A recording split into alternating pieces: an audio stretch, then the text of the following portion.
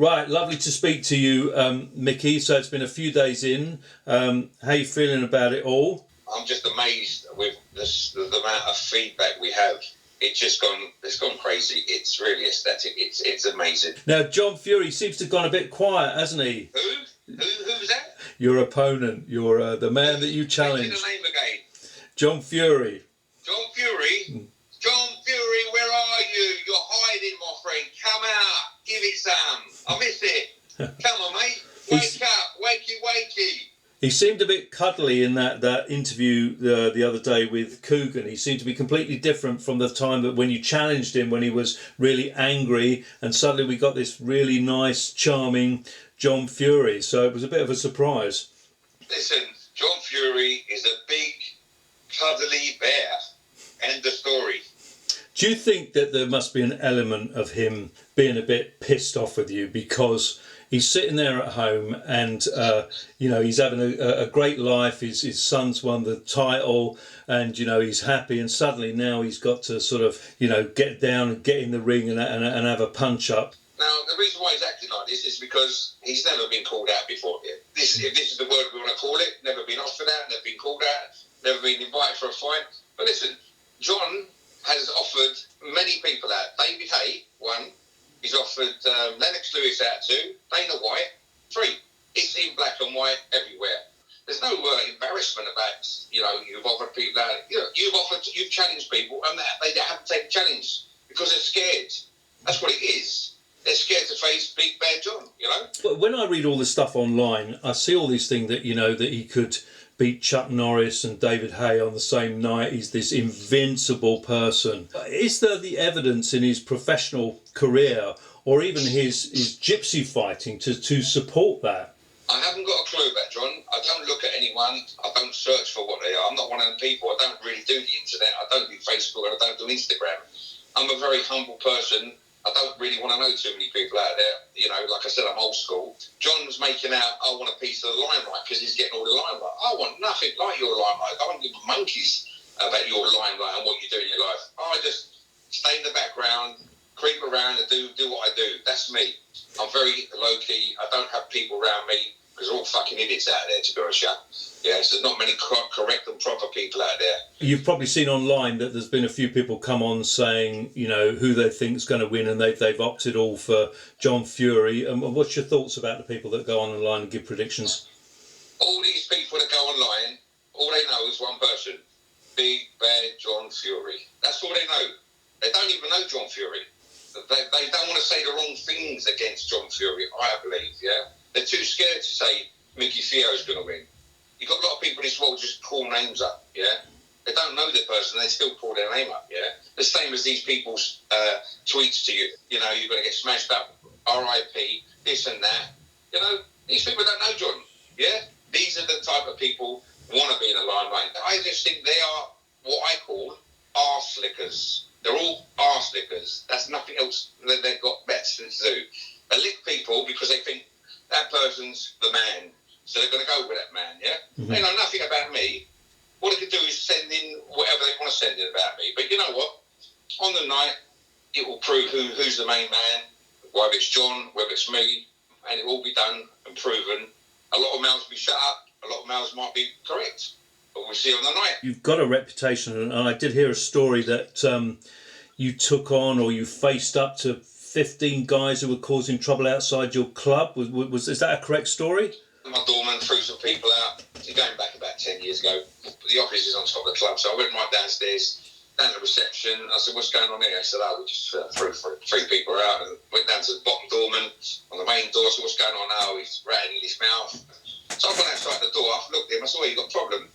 So he's just looking at me and just looking away and on the phone. So I said to the boys outside, 2 or 3 doormen outside, maybe more, I was coming and sort this crowd out. This is going, let's tidy it up out here. Next thing, I look up and I see about 15 guys heading from the other side of the road towards the club. And I'm thinking to myself, fuck, it's going to kick off in a minute. And there was a big 6 foot, 5 or 6 guy, black guy with dreads, yeah? He's come flying over with 15 of them following him. So as he got almost right up to me, I didn't catch him 100%. I caught him about 70%. I've gone, bosh, right hand over the top. He's gone fucking bang on the deck. The rest of them stopped. They didn't carry on. He's got up and he thought, fuck, he's probably thinking, fuck me, this guy's a bit tasty. And thank God they never came in the club, because I think because of that stand up to the main guy, it squashed the rest of them and it brought them down to earth a little bit. And then they started talking, because they think, hang about, we're up against some lunatic here, or someone can have it or hold his own. Anyway, I did speak to him the following week. He rang me up. I said, you know what? Spaghetti junction, no one got hurt. Forget about it. Now he's become my best mate, and it's weird how you meet friends in life. What is it like on the door? Does it kick off every night, or how is it? You can never tell in this game, in this industry, you know? 1 minute's fine. Just think, when is that firework going to explode? You don't know, you know? It's just going to...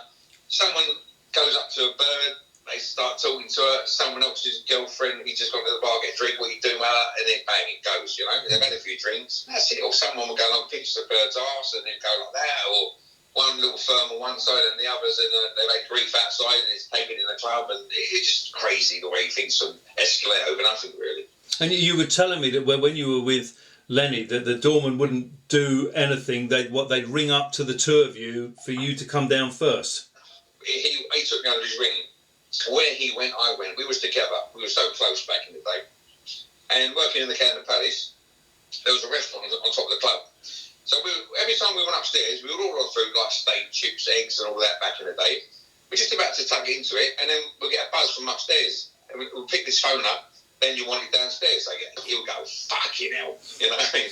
Right, good attitude, yeah. So they would wait for Lenny to come up in front. There was about 14, 15 doormen in there. They'd have to wait for Lenny to come downstairs. Lenny would glove up with his mitts on his arm, all the doormen would.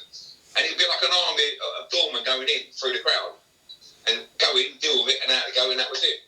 So what was your most difficult night on the door? Do you remember? I wouldn't call it difficult. I would call it the most scary or frightening at the time on the door. We was in South London, and everyone out there would understand what a jungle rave is back in the probably late 80s, early 90s, yeah?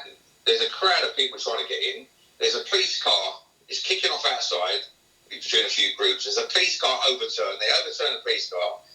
We've had to shut these massive, big, 4-inch thick wooden, massive doors, like a church doors, yeah, to stop the crowd from getting in. And as we're trying to shut them, they're trying to pull them open. And next thing, there's knives coming through the gap, yeah?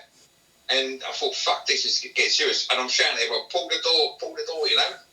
This is going to take over the place. Because they weren't allowed in the rave after. Next thing, I got squirted with CS gas, yeah?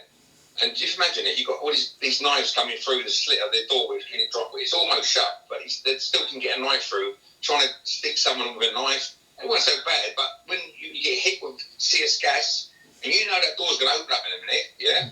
You can't see anything for that split, how many seconds or minutes. It seems like an hour. So I just turned around when it happened to me. I had to run back. There's always a cloakroom in a club, whatever. There was a little square hatch, and I dived through that hatch. I don't know how I got through it, because I was a big lad back in the day, you know. And I grabbed hold of a bird. I said, get me some water now, get me some water. I was like panicking, get me the water. And I just opened my eyes and rinsed it out completely, you know. And that was the most frightening, because you know what, you're blind and you don't know what's happening. So did they go? Did the guys go, or what happened?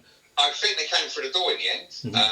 You know, so much police ended up turning up. You know, the police guys didn't care about police and people. They just want to get in a rave. They're crazy. When you're blind and someone's coming at you with a knife, and you know that door's coming through any minute. I couldn't hold it, or all of us couldn't hold it. It's coming through. There's probably hundreds of people outside. And you get sprayed with gas, and you know, hang about, you can't see it, you know there's knives coming through, you know that door's coming over, you've got to get away and open your eyes with something, clear your eyes, because you don't know what you're up against, you know? I mean, it's all changed now in a way, because, I mean, in the old days, you could hit somebody, and now, you know, you can't do that, can you? Well, you've got licensed doormen, they've got photographs, you've got this, you've got that, you've got more cameras everywhere. In London especially, you can't go anywhere without getting filmed or cameraed.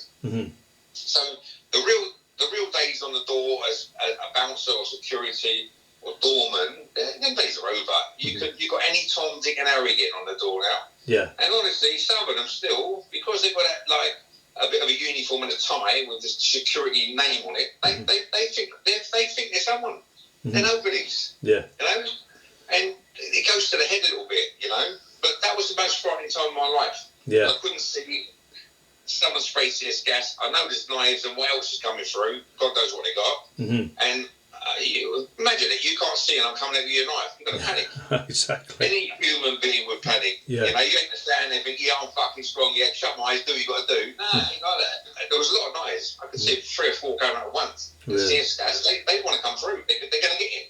Did anybody ever bring guns in or anything like that? Did you ever get into that? Many times. Mm-hmm. We've been on the door. A little firm's come down. We've given it to them properly. You know. Mm-hmm. And like I don't know, 3-4 hours later, just before we shut, black guy was come up to the door. He goes, "You just fuck my people, blah blah blah blah." And we're on the outside of the barriers. We go, "Yeah," and we've got vests on and all that. Mm-hmm. And he's pulled his jumper up, and he's got a 9mm Glock or something in there. Yeah. Mm-hmm. As soon as we see that, we've gone bursting through the barriers, going for him, and he just run. Mm-hmm. But he could have stood back, pulled it, and bang bang bang. Taking chances with my life, you know. So do you actually wear the bulletproof vests on the night? Have to. And that was, listen, last time I done a door was in my own club. Mm-hmm. And that was probably 10, 12 years ago. Mm-hmm. And I've still worn them. It's really? not that. When you leave your club, yeah, you park right aside. You're looking left, you're looking right, you're looking everywhere. Mm-hmm. You know? These people, wouldn't you? When you're most vulnerable, you know? Yeah. So you get in your car, your ignition's on, your left, your right, your mirror, rear mirror, you're driving, mm-hmm. You're turning right, you're looking in your mirror, you're turning left, you know, someone might be following you. You know, you've got to take different ways out every time you get in your car. So it's funny when you say all that and then you read the stuff online saying, oh, you know, he's going to bottle it and this, that and the other. When you've been in circumstances like that where you have guns, knives, gas, it's ridiculous, isn't it, to think that you're going to get frightened about stepping in the ring with someone? Listen, it's a different game altogether. Mm-hmm. You know, boxing is boxing. Someone pulling a gun, a knife, it's a different thing completely, you know? Yeah. And if you're used to that, which I suppose I've adapted to it, so I say I've adapted to it over the years, that's part of the work, that's part of the job, that's part of what you're there for, to stop all that. Basically, you're a body waiting to be taken out by someone. I mean, my last club, we was in there for 15 years. It was actually called Club KO, North London. We had the police come to us every other week and said, sorry, we got close tonight.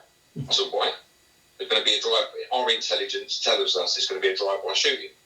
I said, okay, we put up over here. You get road sweepers over there. You get fucking whatever you want over there, and an old rubbish man cleaning up or whatever. And let's catch him. Don't work like that. I said, if I was Barclays Bank, you do that. You put up everywhere. Postman, this car, that car. You know, we'd catch him. The next few times we had this happening, it was getting a bit too often. So they put a massive big police car across the road with cameras on the club.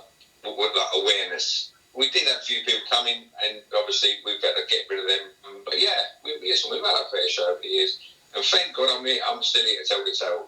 No, it's a fascinating insight because, as I say, you've shot to fame over the last week or so, and maybe people don't know your background so much. So it makes it very interesting to see that your kind of character. You've got some support from a sort of a business group or something that they're going to be sponsoring you. To tell us about that. Yeah, he's actually a friend of mine. I'd like to say a big thank you to the Ability Group, Hotels, for sponsoring me for this event. It's not just an event for sponsoring, it's going to a good cause, NHS.